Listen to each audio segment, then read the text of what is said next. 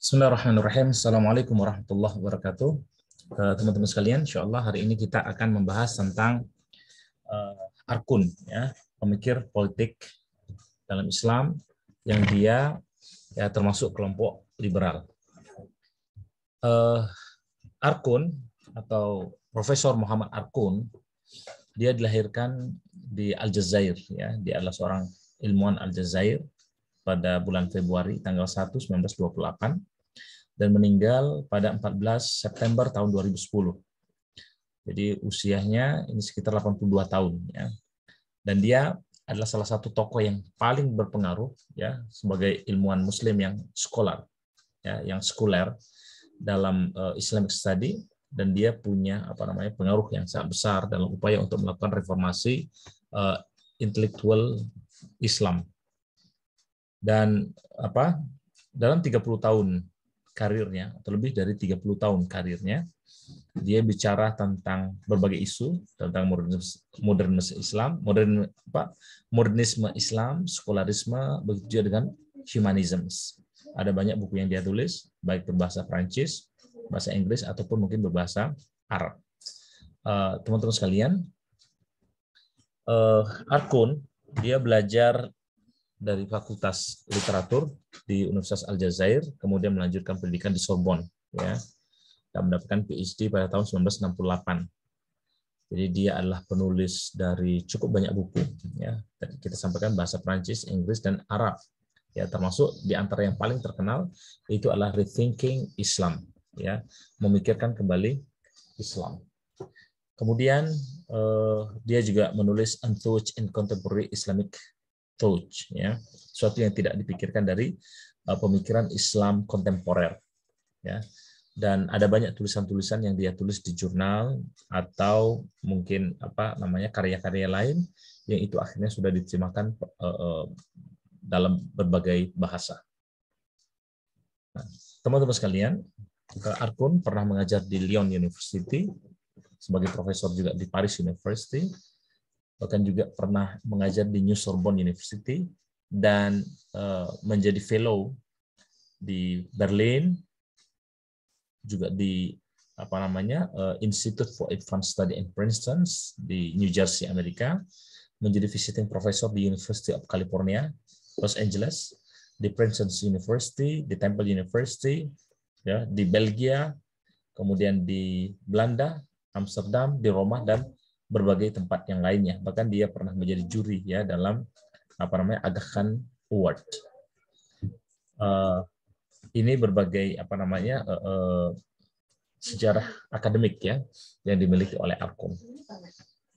Nah, berkaitan dengan pemikirannya, maka kita lihat bahwa memang Arkun mengakui Islam ini punya pengaruh yang signifikan, ya, dalam sejarah peradaban manusia di dunia internasional, ya. Hanya saja menurut dia pemahaman kita tentang fenomena dan sejarah dari Islam ini tadi, ya, kejayaan Islam itu tidak cukup memadai, ya. Harus ada kemudian upaya untuk berpikir secara bebas, ya, berpikir secara berani, secara bebas, secara produktif untuk menghubungkan sejarah masa lalu Islam dengan kondisi Islam di era sekarang ini. Oleh karena itu, menurut dia pemikiran Islam, ya, bahkan mungkin agama lain pun ini perlu untuk dievaluasi kembali. Perlu ada perspektif epistemologi yang baru, yang ini kemudian tidak hanya sebatas pemahaman, ya, agama atau Islam tadi itu secara historis atau yang bersifat mistis. Nah, menurut dia perlu ada kemudian interaksi dengan dunia modern, ya, paling tidak, ya, sebagaimana yang dilakukan 100 tahun terakhir, yang mana kemudian pemikiran-pemikiran dalam Islam tadi itu juga perlu dilihat secara rasional. Jadi bukan cuma secara historis semata. Arkun dia juga mendiskusikan tentang polemik, ya, berkaitan dengan penentangan yang muncul di tengah umat Islam terhadap Orientalism, ya. Karena menurut dia kan dalam kajian-kajian yang selama ini muncul, Orientalism itu adalah suatu kelompok yang mereka ini belajar tentang Islam, tapi mereka bukan Islam. Jadi belajar mungkin secara sosiologis, belajar secara antropologis yang tidak jarang kemudian diidentifikasikan bahwa mereka ini membuat suatu proyek untuk merusak Islam. Tapi menurut Arkun, orientalis ini sebenarnya mereka sedang melakukan suatu proyek ya untuk membebaskan Islam ya menjadi agama yang lebih esensial, menjadi agama yang lebih substansial ya dari pemahaman yang selama ini masih bersikap atau bersifat metafisik klasik. Ya. Oleh karena itu, kata Arkun, kita harus menghentikan segala bentuk konfrontasi yang tidak relevan ya antara dogma ya atau klaim teologis ya dan bagaimana postulat dari rational positivism. Jadi menurut Arkun ya umat Islam juga justru harus berpikir melihat Islam itu sebagaimana orang orientalis yang melihat Islam itu dengan cara yang sangat rasional dan positifis. Ya, bukan dengan cara yang teologi atau mungkin dengan cara-cara yang dogmatis. Ya. Itu kemudian ya menjadi perdebatan atau menjadi kritik banyak ya para ulama yang memang mengatakan ya namanya Islam itu mau nggak mau harus ya dogmatis, harus ada hal-hal yang bersifat teologis, apalagi ada teksnya. Adapun nanti dalam hal rasionalisme para ulama ya tidak kemudian dalam semua aspek itu harus dirasionalkan ya atau dipositifiskan. Nah, metode yang ditawarkan oleh Arkun kata dia kita perlu ya membuat tim karena memang tidak bisa ini dilakukan secara individual. Tim dari para pemikir, dari para penulis, dari para artis, dari para ilmuwan, politisi atau mungkin kelompok-kelompok ekonomi yang menurut dia mereka ini pertama secara metodologi ya untuk melakukan perubahan ya terhadap metode berpikir atau metode dalam memahami agama dengan Islam itu harus dilakukan secara menyeluruh. Jadi kolaborasi dari berbagai aktor, bukan dilakukan secara individual. Nah, kemudian yang kedua, dia mengatakan ya selama ini umat Islam memahami Islam tadi itu dengan cara yang logosentris.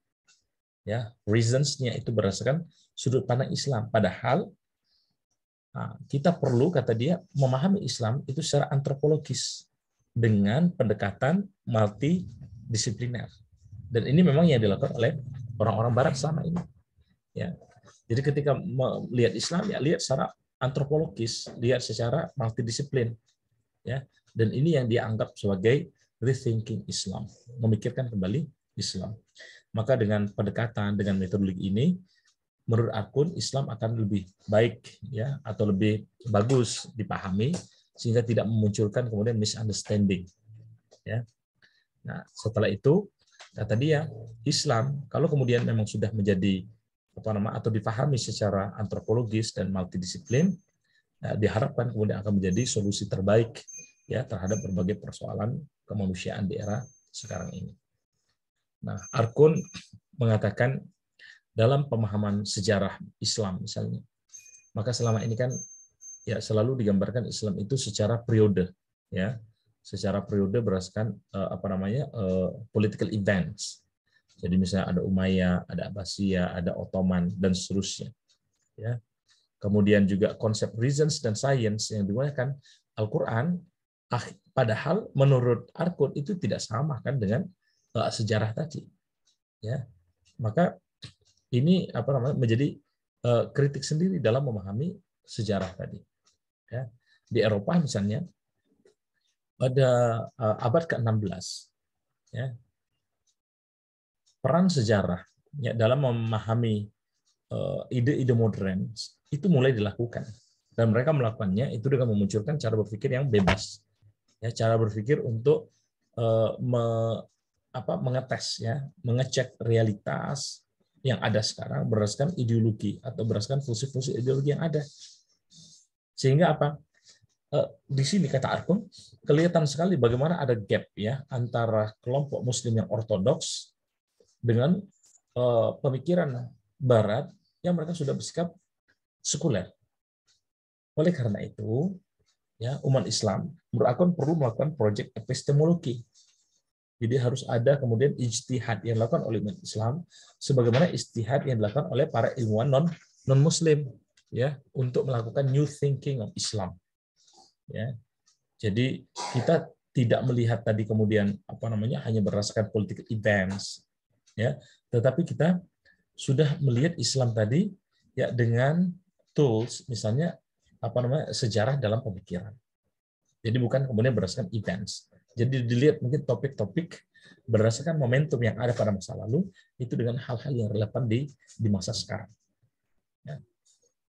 Dan ini memang kemudian akan potensial menyebabkan muncul mungkin seperti kritik terhadap sejarah Islam, kritik terhadap bisa jadi kemudian otentitas Al-Quran, otentitas hadis, otentitas dari sebagian sejarah Islam itu akan dipertanyakan. Nah, oleh karena itu, Arkun mengatakan kita membutuhkan yang disebut dengan exhaustive traditions, ya, yang mana tradisi berpikir dengan agama, tradisi beragama, ya. Sekarang ini kata dia merupakan masalah paling besar yang harus kita pikirkan kembali. Ya, agama banyak dipahami secara mistis, secara simbolik, secara ritual, ya. Jadi agama belum kemudian betul-betul mereka tadi bisa melihat realita masyarakat, ya, yang sesungguhnya. Apalagi kemudian ketika memahamkan masyarakat tadi, itu dominasinya masih dengan cara oral. Jadi budaya selama ini dalam memahami agama itu dengan budaya culture. Oleh karena itu, kata Arkun, kita tidak bisa kemudian ya melakukan ya rethinking dari tradisi agama sekarang ini tanpa ya dengan sangat hati-hati membuat perbedaan apa yang disebut dengan dimensi mistis, ya ini kemudian terhubung dengan budaya dan agama, budaya oral dan culture tadi, ya. Oleh karena itu harus ada pemahaman yang sifatnya menyeluruh. Nah, ini yang ditawarkan oleh Arkun. Maka kata dia perlu kita melakukan islamisasi ilmu. Tapi teman-teman sekalian, ya islamisasi ilmu ini ya dia katakan ini harus dilakukan dengan radikal, ya. Jadi ada kritik epistemologi yang sifatnya radikal, ya, melihat bagaimana kemudian konstruksi dari sistem berpikir yang digunakan dalam kelompok tengah masyarakat tadi. Tetapi yang dia maksud dengan ya Islamization of knowledge ini tentu tidak sama dengan Naquib Alatas. Jadi kalau teman-teman lihat misalnya Naquib Alatas, ya dia mengatakan kita perlu memahami Islam, kemudian memahami konteks kontemporer sekarang ini, kemudian setelah itu melakukan asimilasi atau simbiosis sintesis, ya, yang itu nanti tetap dengan semangat spirit ya Islam. Jadi dengan Islamic worldview, ya. Jadi itu yang diinginkan oleh Naquib Alatas. Nah, tapi yang harus dilakukan oleh kelompok Islam menurut Arkun itu adalah sama dengan yang dilakukan oleh orang-orang Barat ketika mereka membentuk ya kelompok Kristen Protestan. Maka boleh jadi kemudian ya dianggap islamisasi oleh Arkun ini ya sama dengan ya sekularisasi, ya sama dengan rasionalisasi semua aspek dalam agama, atau mungkin juga sama dengan ya tadi westernisasi dari Islam itu sendiri, sehingga kemudian Islam dinilai itu bisa menyamai atau berada pada posisi yang sama sebagaimana halnya masyarakat Barat yang modern. Nah, kenapa rethinking Islam ini menjadi penting? Ya, pertama, Arkun mengatakan ini merupakan ya kebutuhan dari umat Islam untuk berpikir. Ya, jadi kalau kita lihat selama ini umat Islam itu masih dianggap jarang, ya, mereka tidak mampu untuk berpikir ya keluar dari pemikiran yang bersifat ortodoks. Ya, jadi harus dirubah semangat berpikirnya. Kemudian yang kedua adalah kebutuhan berpikir ya kontemporer di era sekarang ini pada berbagai bidang yang baru, ya, yang harus membuka berbagai horizon dari pengetahuan dengan cara yang cross culture approach, dan itu dilakukan secara sistematis ya dalam ya memahami persoalan-persoalan fundamental yang terjadi di tengah masyarakat. Jadi artinya posisi agama tadi ya itu tidak kemudian semata-mata dipahami dengan ya agama itu dengan konsep yang bersifat tradisional. Ya, itu yang dipikirkan oleh aku. Jadi tuntutan zaman, ya tuntutan perkembangan sekarang ini menuntut kemudian ada pemikiran yang sifatnya ini ya membuka cakrawala baru yang bersifat cross culture. Nah, maka Society of Holy Book atau apa namanya orang-orang yang selama ini memahami agama ini secara scripture yang dianggap sebagai orang-orang yang tekstual dalam memahami agama selama ini, teman-teman sekalian, itu perlu kemudian ya membangun suatu visi yang bersifat global, bukan hanya untuk kelompoknya, tapi untuk dunia, yang dia memahami sejarah secara utuh, yang memahami ya hakikat kemanusiaan dengan pendekatan yang bersifat hermeneutik. Jadi semua mereka yang terlibat dalam bidang hukum, dalam bidang etik, dalam bidang politik atau norma-norma intelektual, ya mereka ya kalau selama ini kan mereka memahami itu dari bentuk yang bersifat tekstual, ya maka sekarang perlu mereka ini diajak kemudian bisa berpikir secara rasional, ya secara rasional dan kontekstual. Itu yang dia sampaikan. Maka dia mengatakan bahwa sejauh ini ya para ilmuwan sosial itu telah gagal untuk membebaskan studi Islam ini dari pro dan kontra terhadap ya isu klise ya tentang pro dan kontra terhadap orientalism, ya orang-orang Islam sendiri menurut dia itu masih dibangun image sebagai orang-orang yang inferior, ya terutama berhadapan dengan tradisi Yahudi dan tradisi Kristen. Islam dianggap tidak berubah, ya sudah itu saklek, hukum-hukum Islam tidak bisa kemudian berkembang untuk masa sekarang, bahkan oleh orang Barat dianggap sebagai kelompok yang militan, ya. Sementara ya kelompok Islam atau kelompok Muslim menganggap agama ini adalah agama yang superior, agama yang dinamis, agama yang cinta dengan perdamaian. Oleh karena itu, kata dia, berarti kan ada image yang berbeda antara Islam dengan Barat dan Islam dengan umat Islam sendiri. Maka perlu ada dekonstruksi tentang struktur imajiner. Ya, bagaimana sebenarnya masyarakat Holy Book, masyarakat yang berpegang kepada agama itu di tengah ya kehidupan masyarakat sekuler sekarang ini yang mereka memang hidup dengan peradaban materialis. Ya. Nah, jadi Arkun melihat sebenarnya ada titik temu yang kalau kemudian ini ketemu maka potensi terjadinya konflik antara Barat dengan Islam itu akan bisa diminimalisir. Nah, karena itu kata dia Islam yang sejauh ini memang masih banyak menggunakan dogma, menggunakan alasan-alasan yang bersifat unscientific, ya, tidak saintis, ya, akhirnya belum bisa mengoptimalkan fungsi dari akal tadi. Islam ya masih terbatas memahami sesuatu tadi itu dengan pemahaman mereka sendiri. Mereka belum bisa membedakan mana yang teks dan mana yang konteks atau interpretasi. Dan ini menurut Arkun itu akan bisa kemudian diselesaikan kalau kemudian digunakan metode hermeneutik, ya sebagaimana digunakan dalam tradisi Kristen masa lalu. Ya, jadi hal-hal yang sudah ada supaya kita tidak menjadi beban maka didekonstruksi ulang.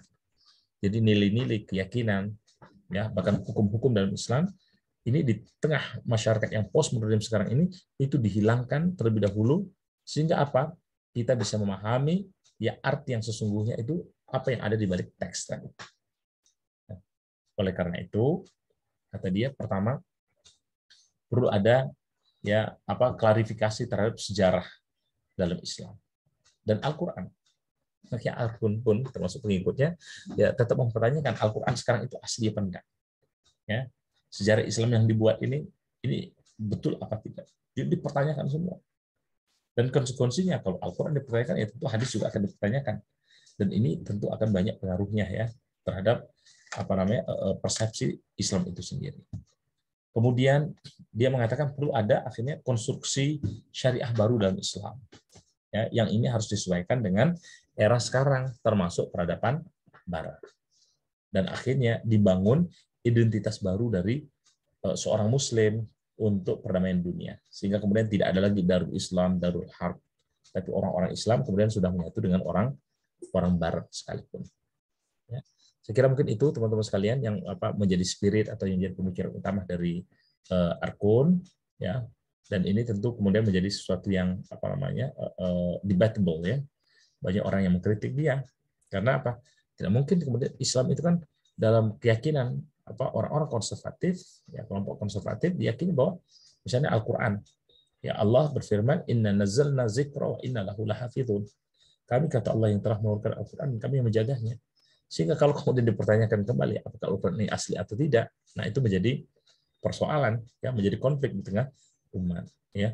Apalagi kemudian banyak syariah yang harus dikonstruksi, ya, syariah jilbab, syariah salat, syariah makan-makan, ya, yang mungkin dalam Islam dianggap haram, ternyata dianggap itu tidak masalah, dan ada banyak kemudian alasan-alasan yang lainnya. Dan di tengah masyarakat Indonesia misalnya muncul juga banyak, ya, pendukung-pendukung Arkun ini yang akhirnya pemikiran-pemikirannya memang dianggap melampaui kewajaran atau melampaui kebiasaan berpikir di tengah umat Islam selama ini.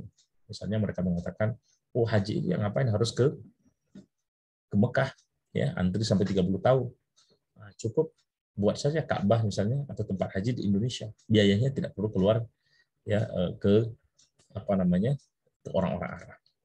Ada yang mengatakan, oh, korban itu ya tidak perlu onta, sapi, atau kambing. Ya, kalau ada orang yang bisa korban dengan telur, ya sudah dengan telur saja. Ada yang dengan ikan saja. Ada kemudian mengatakan jilbab. Jilbab itu kan substansinya adalah supaya kemudian kita dihormati. Loh, tengah masyarakat Barat, orang tanpa pakaian pun itu sudah hormati, tidak diganggu. Nah, ini hanya karena peradaban Islam saja yang harus dirubah supaya kemudian orang tidak diganggu. Ya, jadi meskipun tanpa jilbab, kalau tidak diganggu maka tidak ada masalah, kata mereka.